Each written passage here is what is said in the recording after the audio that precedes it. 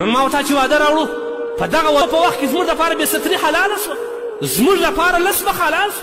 که یو پښتون ته یې ووایي چې ستا د ښځې مخ راښکاره کړه، قسم دې به په خدای ولیدې وژنې دې، لیکن په واده کې د ده د ښځې مخ لسول را روا دي. تاسو وګورئ په دغه بازار کې په دغه کشترانو کې چې دا ښځې تېرېږي ټول لس مخ دي. دا زموږ د معاشرې ښځې دي، دا د دې معاشرې ښځې دي، دا ستا د کوش فانه ته یې. ولې داسې کوې؟ ستا سره حساب نشته، تا خدای حضور ته نه ځې. بیا چې دې واده راوړئ په کوم ډول ډمامه دې راوړئ. تاسو وګورئ بله ورځ دې پر ویډیو باندې کتل زموږ پښتانه دي، مسلمانان دي، هغه د پښتو غیرت څه شي چې چا به د خپلې ښځې نوم په مجلس کې نه خلاصوي. هغه زموږ باپردې زنانې څه شولې چې هغوی به د نارینه څه کوي د خپل پلار او ورور سترګو ته د حیا څه نه شوی کتلی. نن هغه ته په مجلس کې ډم راولې، ښځې ورته ناستې دی غزلې د مجازي عشق دا ورته وایي، هغه لاسونه ورته ټکي. لعنت دې پر دا معاشره باندې، تا نه شرمېږي؟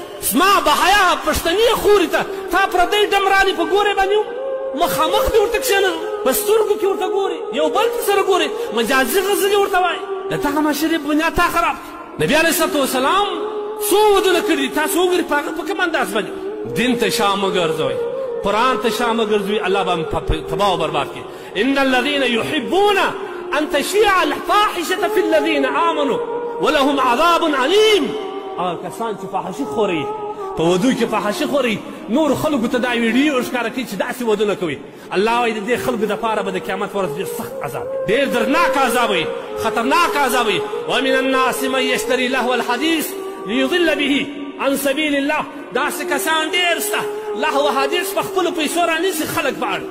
تاسو تفسیرونه وګورئ. ابن عباس رحمه الله رضی الله عنه، تفسیر ابن عباس، تفسیر ابن کثیر، تفسیر قرطبي، ټول پر دې باندې چې د لهو حدیث څخه د سروز آلات مراد دي. تا نو په وادو کې په خپلو پیسو باندې راني. نظر بن حارث دا د الله د رسول دشمن و. کله چې به صحابه د نبي علیه صلات وسلام مجلس ته روان و، دې خلکو به د اسفندیارو د رستم د هغه علاقې دغه نقلونه به ورته راوړل، بیا به د خلک راګرځول. تېر تاریخ درته وایم، په هغه نه راګرځول. بیا به یې دا مینځې راوستلې، دلته به یو رقص محفل ورته جوړ کړي، بیا به یې رقصولې، په دغه یې خلک راګرځول.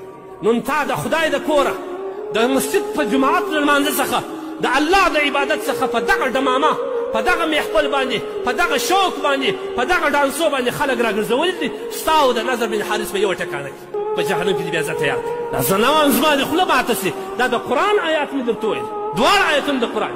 الله موږ ته راوایي قل للمؤمنین یغضوا من ابصارهم ویحفظوا فروجهم. مؤمنان ته وایه سترګې پټ کړي، نامحرمو ته مه ګورې. تا نامحرم راوسي و ښځې په مابیس کې دې ورته کښېنه. قل للمؤمنات یغضضن من ابصارهن، سترګې پټې کړي، ناولدو ته مه ګورې، نامحرمو ته وګوره. دا د قرآن حکم دی. تا قرآن ته حکم خاړه کښېږه. نبي علیه صلات وسلام ته یو ړوند صحابي راغی، د الله د رسول صلی الله علیه وسلم دوې زوجات دي، هغه ورته ګوري. نبي علیه صلات وسلم وایي سترګې پټ کړي، مخ واړې، مخ پټ کړي. د الله رسول ته وایي یا رسول الله دا خو اوس ړوند دی، موږ نه ویني.